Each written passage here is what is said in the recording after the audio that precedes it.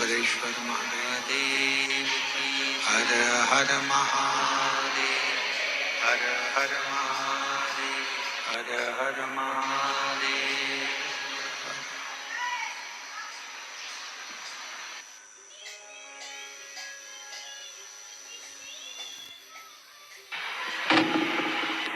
काशी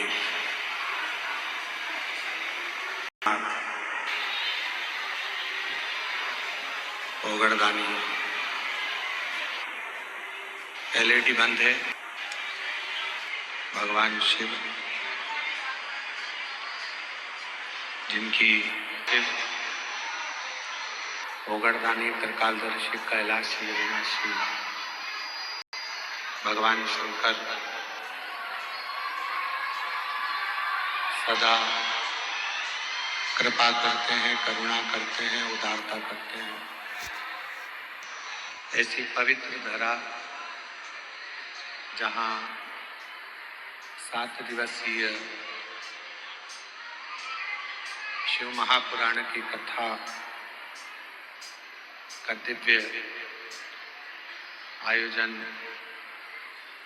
चल रहा है, आज वो विराम की ओर जा रहा है। कथा के मोना ठकराल जी नरवाना हरियाणा से, श्री दिनेश गणपति जी काबरा परिवार। एक पोता जब अपने दादाजी की गोद में जाकर बैठता,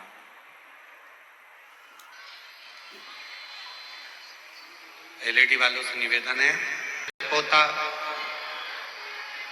दादाजी की गोद में जाकर बैठता है, थोड़ी देर खेलता, फिर दादाजी की जेब में अगर पेन है तो वो पेन ले लेता। दादाजी की जेब में मोबाइल है छोटा सा, वो मोबाइल ले लेता।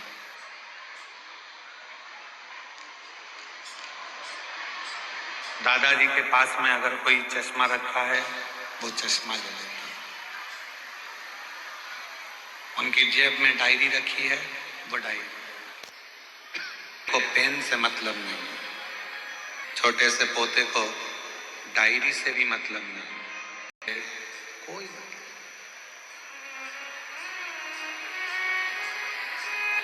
और दादाजी को भी मालूम है कि इसको चश्मा कोई काम का नहीं है, इसके लिए पेन कोई काम का नहीं है, इसके लिए ये जितनी सामग्री जो ले रहा है ये कोई काम की नहीं। जब हम हमारे बाबा वैद्यनाथ जी के चरणों में आते हैं, देवघर आते हैं, हम उज्जैनी महाकाल जाते हैं, हम बाबा विश्वनाथ जी की धरा काशी में जाते हैं, जब हम सीहोर कुबरेश्वर धाम पर जाते हैं, तो हम भी, आप भी भगवान के पोता पोती हो, भगवान के बेटा बेटी हो। जब गोदी में बैठते हो तो कुछ ना कुछ बाबा देकर जरूर भेजते। पर एक निवेदन है कि अपनी जिंदगी में अपने नेत्रों से, अपने मन से, अपनी चित्त से, अपनी वृत्ति से अच्छा देखना प्रारंभ करो।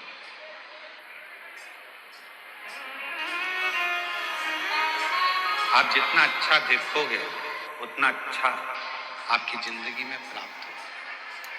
और मैंने सबसे ज्यादा सुखी कब होता, व्यक्ति के जीवन में सबसे ज्यादा सुख कब आता है? जब मुझ सब में अच्छाइयां ढूंढना प्रारंभ कर। भोजन करने बैठा है तो उसमें भी अच्छाई ढूंढे। आज बाबा की कृपा है, थोड़ा मान लो तेल कम डला, मसाला कम डला, तो भी बाबा को धन्यवाद दो कि आज बाबा ने कृपा कर कर अच्छा बनाया। पकवान मिल गया, लड्डू मिल गया, पेड़ा मिल गया, बहुत सारा खाने के लिए 56 भोग मिल गया, तो भी कह दो आज बाबा ने बड़ी कृपा करी कि खूब दी। प्रत्येक चीज में आप अच्छा ढूंढो। कथा में आए हो, आज कथा का विराम दिवस है। कथा 11 बजे विराम हो जाएगी, आप अपने घर चले जाओगे, सब अपने अपने घर पहुंच जाएंगे। अब वो 3 घंटे की कथा को आपको 2.5 घंटे की कथा को कैसे लेना है, ये आपके ऊपर निर्भर करे। आप अपने मन को लोग चिल्लाएंगे, क्लेश करेंगे, खड़े रहेंगे, इनके झगड़े आप झोल। आज कथा का विराम दिवस है। कहते हैं कि मेरा बाबा जब जाता है, कुबेर भंडारी जब पोथी लपेट कर, अपनी पोथी को बांध कर, जब मेरा कुबेरेश्वर महादेव जिस भूमि पर कथा कर कर जाता है, आखिरी दिन वो अपनी झोली का पूरा खजाना जो जिंदगी में आशीर्वाद स्वरूप है वो सब लुटा कर जाता है, उसकी जिंदगी सार्थक। पूरी रात शिव भक्तों ने रोड पर सोए हैं, क्योंकि पंडाल में तो जगह नहीं थी, पंडाल के बाहर जगह नहीं थी, भोजनशाला में जगह नहीं थी, रोड के उस पार जो टेंट लगा है उसमें जगह नहीं थी। तो रोडों पर लगभग 4 किलोमीटर के 5 किलोमीटर सोए। मैं झारखंड सरकार के माननीय मुख्यमंत्री जी को, माननीय सोरेन जी को बहुत बहुत साधुवाद देता हूं कि आप मुख्यमंत्री जी, झारखंड सरकार के सोरेन जी को बहुत बहुत साधुवाद देता हूं मन जी को,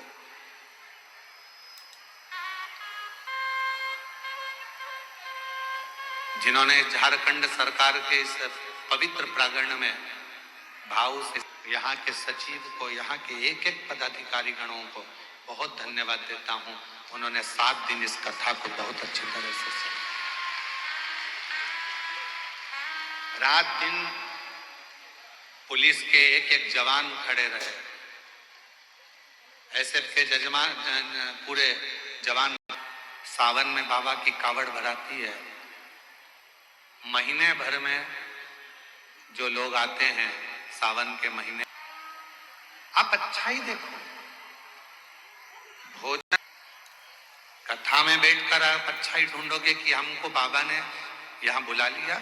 आपके अंदर एक उमंग होना चाहिए कि मेरे बाबा ने मुझे देवघर में कथा सुनने भले 1 दिन के लिए बुलाया, आधे घंटे के लिए बुलाया, चाहे 15 मिनट के लिए बुलाया, पर मेरे बाबा ने मुझे बुलाया। जरूर मेरा बाबा मुझे कुछ देना चाहता है, इसलिए मुझे यहाँ बुलाया, इसलिए मुझे बुला लिया। हमने देखा है हमारे जो दादाजी थे, स्वर्गीय शंकरलाल जी मिश्रा,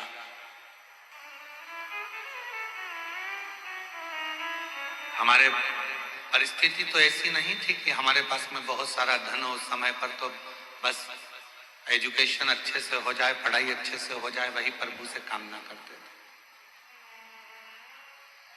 एक लकड़ी के 4 पाई का एक खटिया पलंग था, उनके पास में 2 थोड़ा सा मिठाई होती थी या थोड़ा सा गुड़ होता था, तो वो अपनी पुड़िया में छुपा के तकिए के नीचे, गद्दे के नीचे रख लेते थे।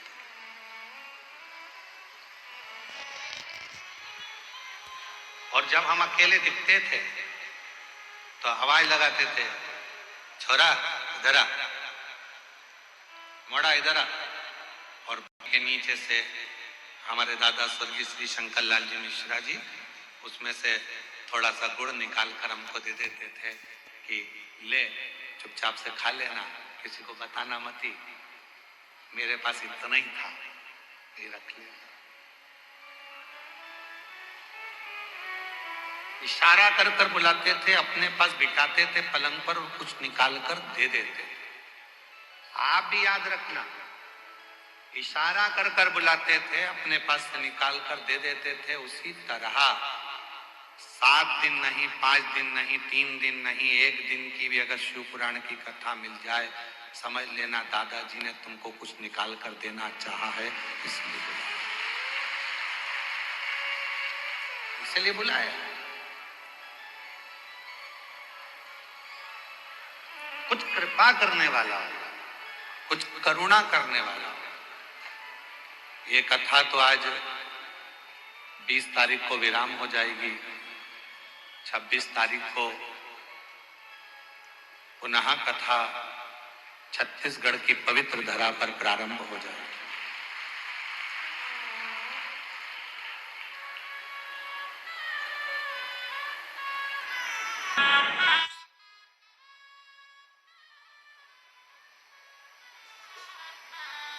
यदि मेरा भोले बाबा, मेरा शंकर, मेरा त्रिकालदर्शी, कैलाशी, अविनाशी, मेरा शिव है, तो ये मान लेना कि मेरे बाबा तुमको कुछ देना चाहते हैं, तुम्हारी झोली भरना चाहते हैं। करुणा करना और कृपा की ना हो। 7 दिन में लगभग 33 लाख से ज्यादा शिव भक्तों ने शिव महापुराण की कथा को सुना। सोशल मीडिया पे अलग, आस्था पर अलग, केवल पंडाल की बात चल रही है कि 7 दिन में कम से कम 35 लाख शिव भक्तों ने शिव पुराण की कथा को सुना। कोई निमंत्रण नहीं, कोई चावल नहीं, कोई कुछ आपको पहुंचाया नहीं, उसके बाद आप यहाँ आए हो कथा सुनने।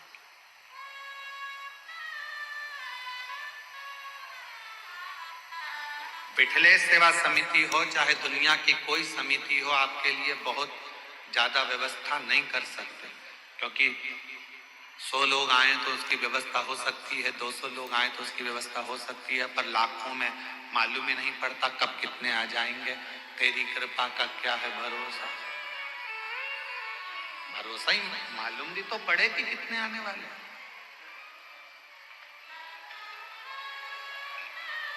अच्छा देखते,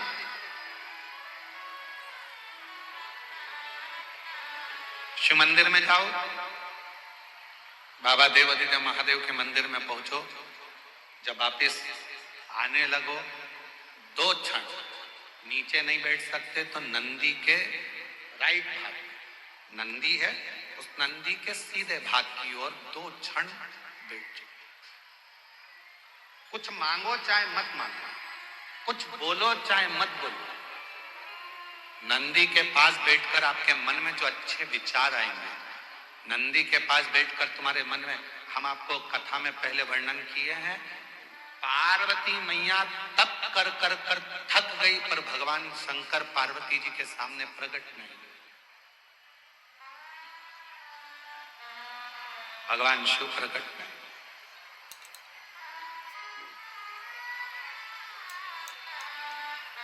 यहां तक कि मां पार्वती जी का नाम अर्पणा पड़ गया, पूरा शरीर मां पार्वती जी का काला पड़ गया, दुबली हो गई, दुर्बल, बेहोश होकर चक्कर खाकर जमीन पर गिर गई, तो भी शिव नहीं। शिव कब आए? जब मां पार्वती जी की सहेली सखी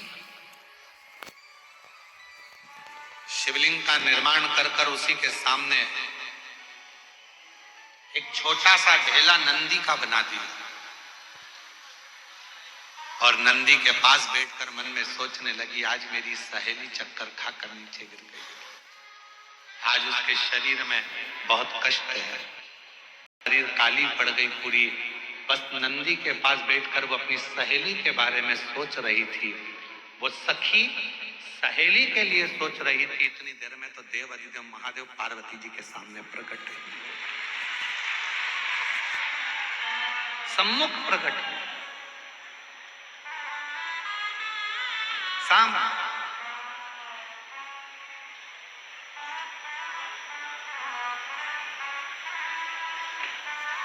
पार्वती जी तो चक्कर खाकर नीचे गिरी हुई थी, अर्पणा उनका नाम हो गया था, शरीर काला पड़ गया था, दुर्बल शरीर हो गया था, पर उनकी सहेली ने नंदी के पास बैठकर पार्वती जी का स्मरण करा कि मेरी सहेली का यह हाल हो गया, और नंदी ने सुना। कहते हैं नंदी के कानों में शब्द पहुंचता है, वो शब्द सीधे शंकर के हृदय से टच हो जाता है। शिव के हृदय से।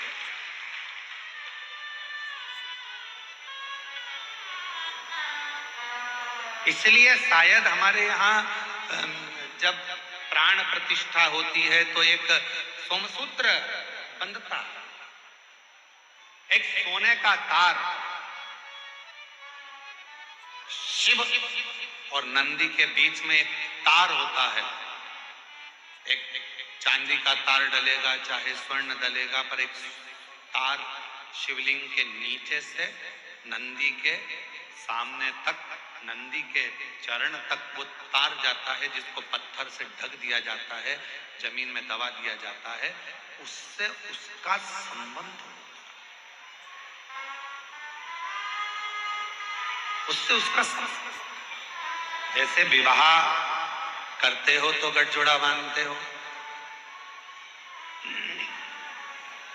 लोग यहाँ आते हैं देवघर में तो बाबा का गठजोड़ा बांधते हैं, तार से तार को जोड़ते हैं। उसी तरह शिव से नंदी और नंदी से शिव को भी जोड़ा जाए, दोनों।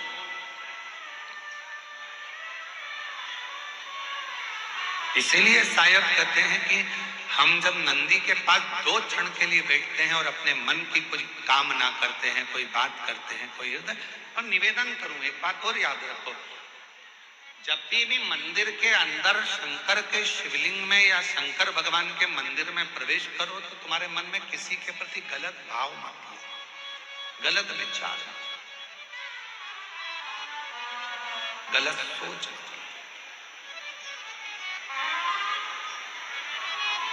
गलत विचार आएंगे तो वो अब गलत ही होगा।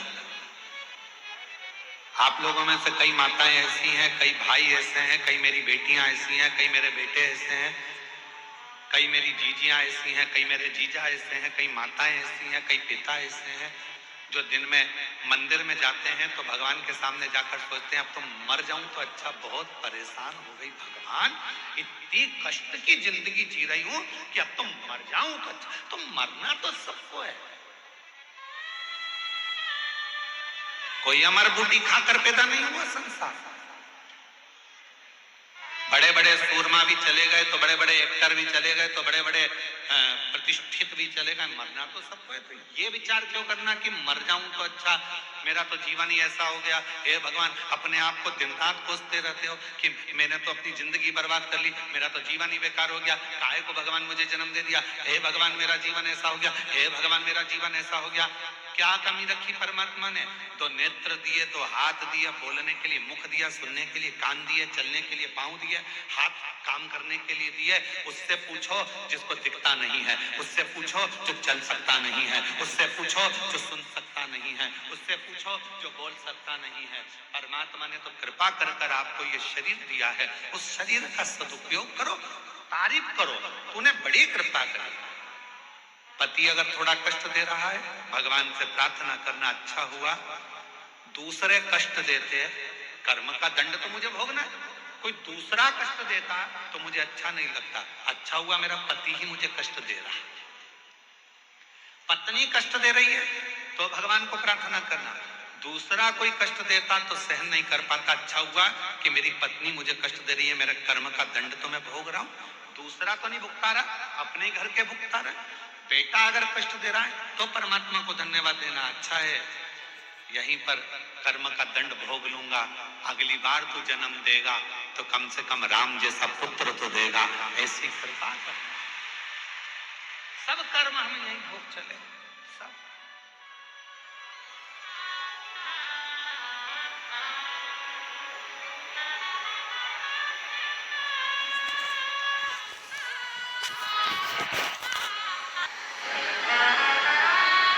सी लटक मेरे देव घर वाले, मेरे बाबा, शायद पूरी दुनिया में केवल तेरा ही एक ऐसा मंदिर है जहां मेरा बाप और मेरी माँ दोनों एक साथ मिल जाते हैं और गले लगा। फिर कब तुम बोलाओ भोलेनाथ, फिर कब तुम बोलाओ भोलेनाथ, मन हरियत सताने दो। हो सकता है पूर्व का कोई कर्म होगा, पत्नी कष्ट दे रही है, देने दो, कोई पूर्व का कर्म होगा, हमको इस जन्म में भोगना है। भगवान से प्रार्थना है दूसरा कष्ट दे, उससे अच्छा है अपने ही थोड़ा कष्ट देकर हमारे पूर्व के कर्म के भोग को काट दें और हमें तेरा दर्शन। हमारी सास बुरी है, हम करती है रोज अपशब्द करती, इससे हटकर परमात्मा में तो लगा रहे। परिवार अच्छा मिल जाता तो परमात्मा की कथा कैसे देखते। थोड़ा सा तकलीफ मिलती है तब परमात्मा याद आता है, थोड़ा कष्ट मिलता है तब परमात्मा याद आता है, तब परमात्मा। दिवाली का समय आता है, पति कमाने में इतना लग जाता है कि घर में पत्नी क्या बना रही है उसको मालूम ही नहीं। गुजिया बनाया कि पपड़ी बनाई कि ठेकुआ बनाया कि मोहन थाल बनाया कि क्या बनाया, पति ने कभी नहीं पूछा। क्या निकल जाती है, दुकान पर ग्राहक कम हो जाते हैं, तब पति कहता है ला बताना जरा क्या बनाया था तूने। गुजिया, पपड़िया, खुरमे, चकली, ये वो सब लेकर आई। पर्दे तो अच्छे लेके आई तू बाजार से। हाँ सुनो, दिवाली के बाद फिर उसने देखा कि कितना कितना पत्नी ने करा है, कितने पर्दे लाई है, कितना बनाया। तुम सब कथा के पंडाल में थे, समझो कि दिवाली मना रहे थे। अब यहाँ से जाने के बाद मालूम पड़ेगा कि भोलेनाथ ने कितना कितना दिया है, क्या क्या करा है, क्या क्या प्रदान। अभी तो तुम अभी तो तुम यहाँ अभी तो दिवाली मना रहे हो, पटाखे फोड़ रहे हो। अभी तो तुम्हारी दिवाली चल रही है। दिवाली किसी किसी ने आतिशबाजी कर दी। कभी तुम्हारा मन करे और तुम्हारे मोबाइल पर शिव पुराण की कथा नहीं दिखे तो मन नहीं लग रहा। जब तक मैं शंकर के मंदिर नहीं जाती हूँ मन नहीं लगता है। सीहोर वाले महाराज को जब तक सुनती नहीं हूँ, शिव पुराण की कथा नहीं सुनती हूँ, मन नहीं लगता है। जब तक श्री शिवाय नमस्तुभ्यम एकाध बार नहीं बोल लेती मेरे को अच्छा नहीं लगता है।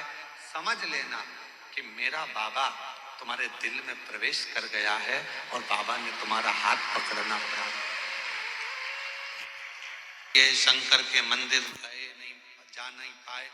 किसी किसी के यहाँ कोई प्रॉब्लम हो जाती है, माताएं रजो धर्म से हो जाती है, मंदिर नहीं जा पाती हैं। किसी के यहाँ बच्चा जन्म ले लेता है, माताएं परिवार के लोग नहीं जा पाते। कोई अड़चन आ जाती है तो नहीं जा पाते।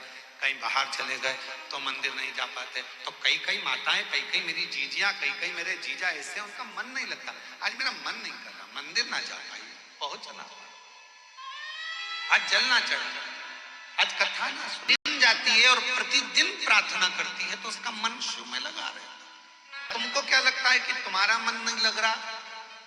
केवल तुम ही हो जो तुम्हारा मन नहीं लग रहा। तुम रोज जल चढ़ाने जाते हो, अगर तुम एक दिन मंदिर नहीं जाते तो वहां पर रहने वाले मेरे देव अधिदेव महादेव का भी मन नहीं लगता तुम्हारे बिना। ये आई क्यों नहीं, पहुंची क्यों नहीं? पार्वती जी कहती हैं शिव जी से, रोज आती थी, खड़ी हो जाती थी, रोज झोली पसार के कहती थी मुझे ये दे दो वो दे दो। अच्छा है आज शांति है। शंकर भगवान बोले थी पार्वती जब वो झोली पसार कर कुछ मांगती है ना तभी तो मुझे लगता है कि मेरी बेटी आई है जो अपने बाप से हक से मांग रही है। पत्नी कहेगी पति से, बच्चे कहेंगे बाप से, किसी दूसरे से नहीं। और अगर दूसरे से कहेगी ना पत्नी की किसी दूसरे को सम्मान ला दो, फिर पति भगोना।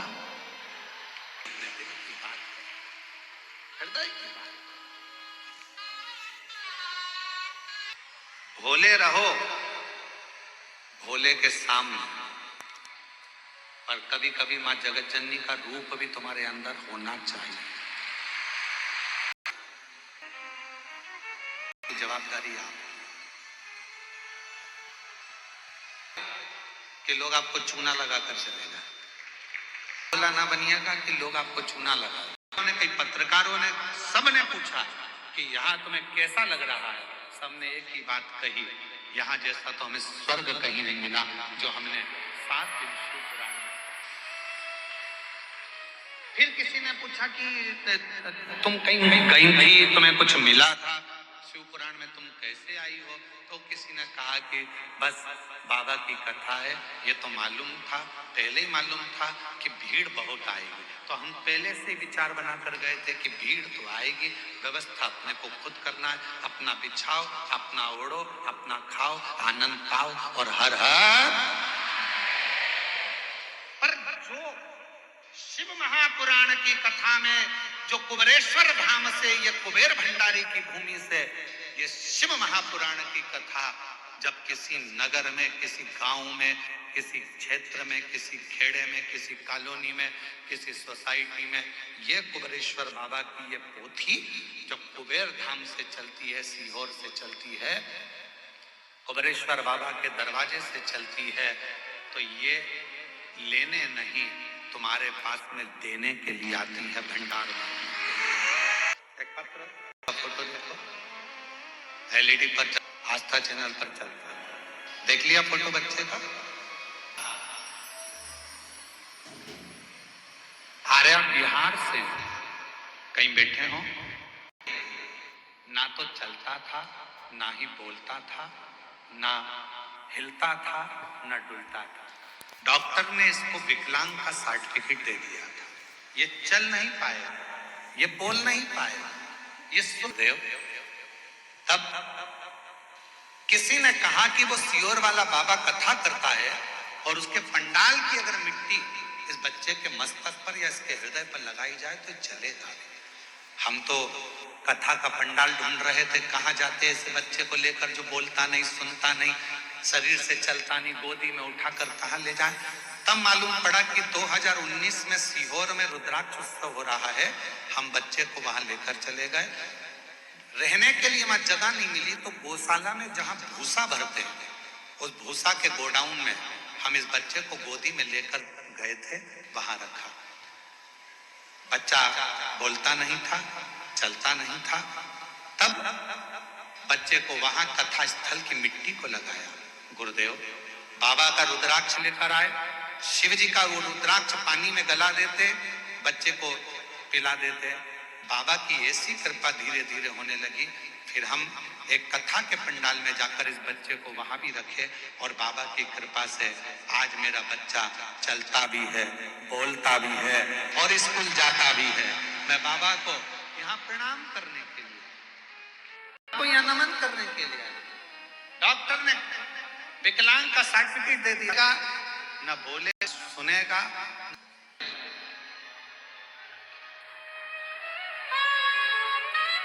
जो पलंग पर से उठ नहीं सकता था, कभी बैठ नहीं सकता था, कभी सुन नहीं सकता था, कभी बोल नहीं सकता था।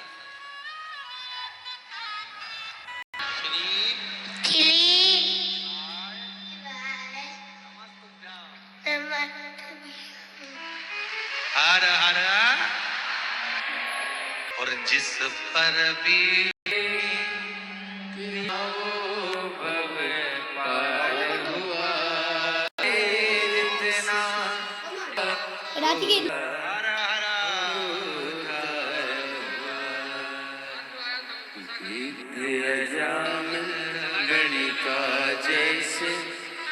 भैया बोल रहे हैं, हम इसको